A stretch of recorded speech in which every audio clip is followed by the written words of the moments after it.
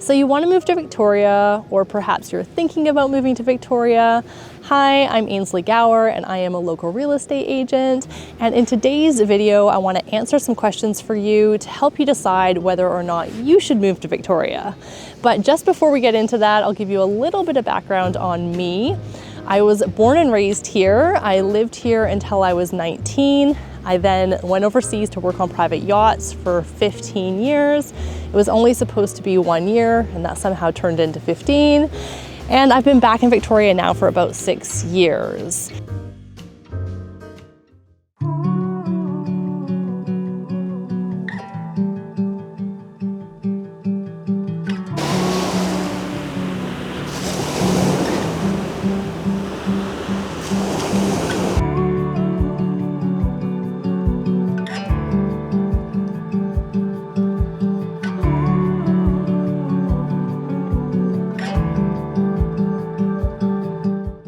So the first question here is, how do I like living in Victoria? And I would say I love living here. It is the end of January right now and the sun is out. It's raining just a little bit, but I'm sitting outside right now at a little cafe. I'm not gonna complain about that. I love that people love outdoor activities so much here, like hiking or biking or climbing or swimming or cold plunging or running, all of the above. Part of me moving back was also that I thought it'd be a really nice place to raise a family, which I definitely think it is. And the weather is pretty amazing. So let's chat a little bit about the weather. The question is, does it actually rain all the time? The answer is definitely not. You've probably heard it a million times that Victoria, BC boasts the best weather in all of Canada. So since we're nestled on the southern tip of Vancouver Island here, we have a sub-Mediterranean climate, meaning that the summers are drier and the winters are colder and rainier. Compared to many Canadian cities, we have really mild winters, think less snow and only a handful of days below freezing. Summers are warm and dry with minimal humidity and only a handful of scorching days over 30 degrees. Although a couple summers ago, we did have a heat wave and we had a couple days over 40 degrees.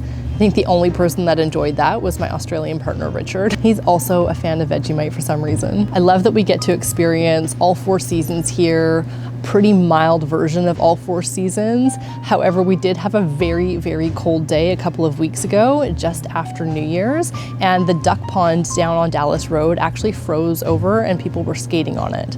I haven't seen that happen since I was a kid. BC does hold the title for rainiest province. However, Victoria tends to dodge the bulk of that. Most of the rain from the Pacific passes us and ends up drenching Seattle and Vancouver instead. Some of the northern parts of the island do get their fair share of BC's rain. So yes, we do get rain, but just maybe not as much as you think. I think if you make the decision to live here, it's really important to have a good mindset about it. All of that rain contributes to why we have so many beautiful, lush forests on the island, which I love to hike in. And there's nothing like hiking while it's raining or just after it's rained. It has such a wonderful fresh smell.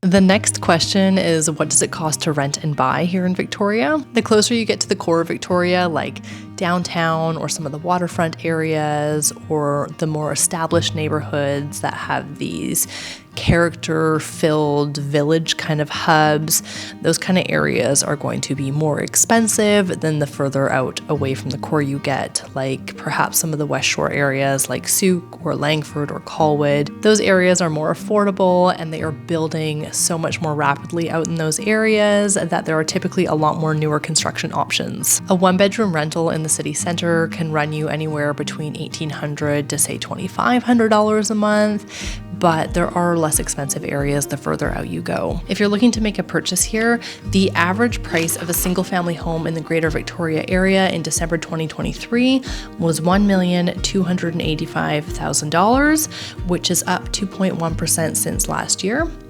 And the average price of a condo was $556,000, which was up 1.2% since last year. Those are just averages, and there are a lot of different neighborhoods in Victoria. Some are obviously more affordable than others. Overall, the cost of living here in Victoria is definitely higher than other areas in Canada, but it does offer this incredible quality of life, and so you pay a premium for that for sure. Like a lot of places, Victoria has become so much more unaffordable in the last couple of years, largely due to inflation, low interest rates driving housing prices up, and it's sad. It's sad in a way. It's really sad to see some people that were born and raised here that can no longer afford to live here, even though they want to as adults, and they need to look at other options, and it breaks my heart a little bit. Whether you're renting or buying, housing will likely be your most significant cost here. The next question is, what is it like to raise a family here? And I can speak to this both as someone who is currently raising a family here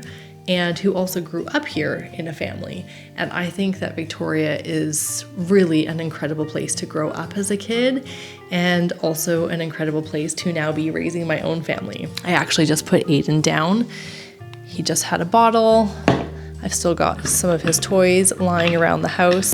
His auntie Deandra got him this for Christmas.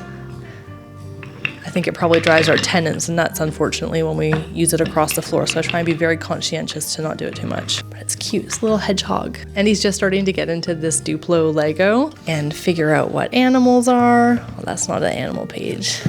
Like this one. Anyways, I think Victoria is incredibly family friendly and is generally deemed to be a pretty safe city.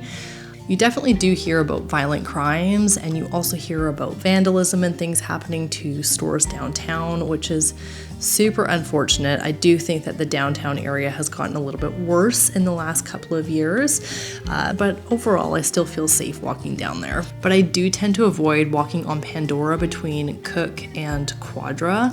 There are a lot of unhoused people in that section of road, and that has also definitely gotten worse in recent years. I think that we tend to get it worse here than a lot of other parts of Canada. Our climate is so mild, it's physically easier for the unhoused people to be on the streets longer. Personally, I've never experienced any violent crimes here. I don't know anyone personally that has experienced violent crimes here, but it's there, it does happen. But that being said, our crime rates here are lower than a lot of other Canadian cities. We have a good range of educational options, from public schools to private schools to international schools. The public school system is well regarded, and there are several public school districts that are serving the Greater Victoria area. What area you live in will determine what school catchment you fall within. So it's really important to do some research and figure out what area would suit your family's needs the most. I find that it's really tricky to get a lot of information online about these different schools. Each school has its own website and it talks about what they have to offer, but that's really different than trying to get a sense of a school's reputation. I sometimes find you can enter in different schools into a thread called Reddit Victoria, and sometimes you'll find a whole bunch of different people commenting about different schools. I think it's tricky with schools though, because it can be very subjective depending on what your own child's experience was, who their teachers were. I know a lot of my clients that are looking to move to Victoria that have kids, schools is always a really important thing, and what catchment they're going to fall within. And so I always try and do some extra digging for them, whether it's friends or people I know that currently have kids that are going to that school, just to try and give them some really good intel. Also, if you are considering moving to a certain area to fall within a certain school catchment, it's very advisable to contact that school prior to making that move, because you just want to make sure that they don't have any capacity issues or any unforeseen issues, because it's not always a given that just because you fall within that catchment that you're going to get in. It's getting late now, so I think we're gonna have to do a part 2 for this video. Drop me a comment below if you'd like to see a part 2 with answering questions of should you move to Victoria. If you are considering a move to Victoria, I would love to hear from you. I would love to help you. Again, my name is Ainsley Gower and I'm a local real estate agent, and I help tons of my YouTube subscribers make the move to Victoria every year.